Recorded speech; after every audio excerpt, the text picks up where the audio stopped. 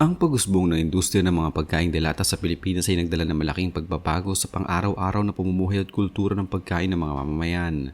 Sa gitna ng mabilis na takbo ng modernong panahon, ang mga produktong madaling ihanda, masustansya at abot-kaya naging pangunahing pangailangan sa bawat tahanan. Isa sa mga pinakakilalang pangalan na naghari sa kategoryang ito ay ang Argentina Meatloaf, isang tanyag na delata na patuloy na nagiging bahagi ng hapagkainan ng pamilyang Pilipino. Ang kasaysayan ng produktong ito ay opisyal na nagsimula noong taong 1995 nang ilunsad ng Century Pacific Foods Incorporated ang tatak na Argentina sa merkado ng Pilipinas bilang tugon sa lumalaking pangailangan para sa mga delatang karne. Bago pa man ipinakilala ang Meatloaf, ang korporasyon ay kilala na sa paggawa ng mga delatang pagkain at isda, ngunit nagpasya silang palawakin ang kanilang operasyon upang masakop ang industriya ng karne na noon ay pinamamahaya ng mga dayuhang tatak at ilang lokal na kakumpetensya. Ang ideya ay sinilang sa loob ng tanggapan ng Century Canning Corporation na matatagpuan sa Kalakhang, Maynila, kung saan isinagawa ang mga masusing pag-aaral sa lasa at kagustuhan ng mga lokal na mamimili.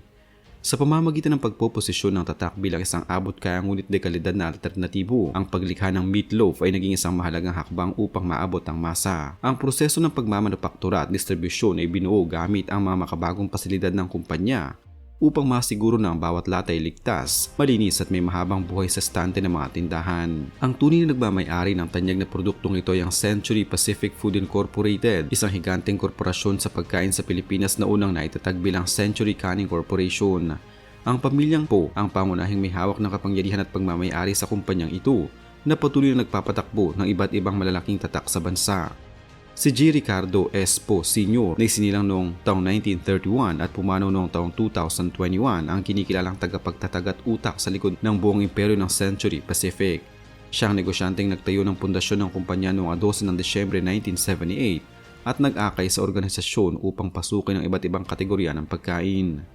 Sa kasalukuyan, ang pamamahal at pagmamay-ari ng korporasyon ay ninanatili sa ilalim ng kanyang mga anak, partikular na sina Christopher Po na nagsisilbing Executive Chairman at Teodoro Po na nagsisilbing President at Chief Executive Officer ng kumpanya. Bagamat si G. Ricardo S. Po Sr. ang nagmamay-ari ng kumpanya, ang pagkakadiskubre at pagbuo ng formulasyon ng Argentina Meatloaf ay produkto ng kolektibong pagsisikap ng Research and Development Team ng Century Canning Corporation noong unang bahagi ng dekada 90. Walang nag-iisang individual ang nakatala sa mga legal na dokumento bilang nag-iisang inventor, dahil ang paglikha ng lasa nito ay binati sa mga serye ng malawakang consumer testing at sensory evaluation na pinangunahan ng mga lokal na food technologists ng kumpanya sa Pasig at Taguig.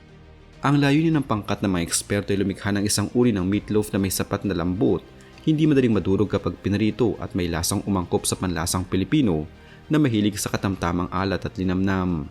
Ang formulang ito ay binuo sa pamamagitan ng paghahalo ng mga piling bahagi ng karne ng baka at baboy kasama ang mga lokal na pampalasa na naging susi upang makuhang perpektong timpla na tinangkilik ng publiko mula pa noong taong 1995. Ang mabilis na pagsikat ng Argentina Meatloaf sa buong bansa ay hindi nagkataon lamang, kundi bunga ng isang agresibo at matalinong estratehiya sa marketing at malawakang pagpapakilala sa telebisyon at radyo. Noong huling bahagi ng dekada 90 at unang bahagi ng dekada 2000, naglunsad ang kumpanya ng mga patalastas na nagtatampok sa kahalagahan ng pamilya at ang kasiyahan ng magkakasamang kumakain na umantig sa damdamin ng mga mamimili. Ang paggamit ng mga sikat na personalidad at mga sikat na artista bilang mga endorser ay nakatulong ng malaki upang mapataas ang tiwala ng publiko sa kalidad ng produkto. Bukod dito, ang tatak ay naging kilala sa pagbibigay ng masustansyang alternatibo sa ulam na madaling ihanda para sa mga magulang na nagmamadaling ipagluto ang kanilang mga anak bago pumasok sa eskwelahan. Ang kombinasyon ng emosyonal na koneksyon sa mga patalastas at ang na kasiyahan sa lasa ng produktong nagbunsod sa mabilis na pag-angat ng pangalan nito sa merkado. Ang pangunahing dahilan kung bakit ito ang tinuturing na pinakasikat na delatang meatloaf sa Pilipinas ay ang stratehikong pagpepresyo o affordability na angkop sa budget ng karaniwang pamilyang Pilipino.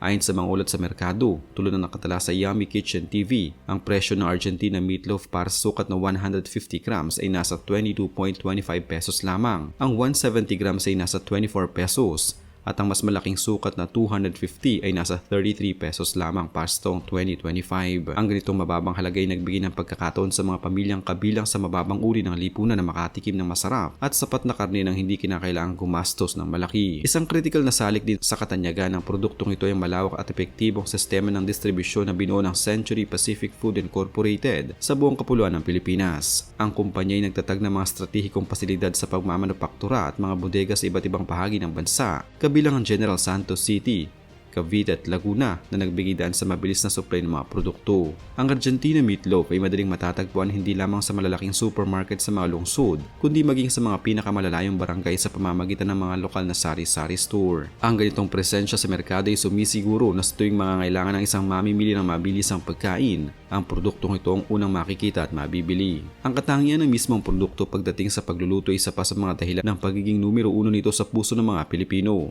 Ang meatloaf na ito ay kilala sa pagiging versatile na nangangahulugang maaari itong ihanda sa iba't ibang pamamaraan tulad ng simpleng paggisa, pagprito ng maitlog o pagsasama sa iba pang mga putaheng tulad ng sopas at pasta. Ang tekstura nito ay sadyang idinisenyo upang maging siksik ngunit madaling hiwain. Kaya naman hindi ito madaling masira habang niluluto sa kawali. Ang katangiang ito ay napakahalaga para sa mga Pilipino na nagpapahalaga sa maayos na presentasyon ng pagkain sa hapagkainan, kahit na ito ay isang simpleng dilata lamang. Bukod sa mga aspeto ng komersyo at produksyon, ang tagumpay ng Argentina meatloaf ay malalim na nakaangkla sa kultura ng almusal at mabilisang pagkain sa Pilipinas. Sa isang lipunan kung saan ang oras ay mahalaga, ang pagkakaroon ng pagkain maaaring ihanda sa loob lamang ng 5 minuto ay isang malaking tulong sa mga abalang sambahayan. Ang produktong ito ay naging simbolo ng praktikal na pamumuhay kung saan ang kalidad ay hindi kailangang maging mahal at ang kaginhawaan ay hindi nangangahulugan ng kawalan ng lasa. Ang patuloy na pagtangkilik ng iba't ibang henerasyon mula sa mga magulang na nagpalaki ng kanilang mga anak noong dekada 90 hanggang sa mga kabataan na kasalukuyang panahon ay nagpapatunay na ang tatak ay matagumpay na naging bahagi ng pambansang identidad sa pagkain. Ang mataas na antas ng brand loyalty na ito ang dahilan kung bakit mahirap itong patalsikin ng mga bago at umuusbong na kakumpetensya sa merkado.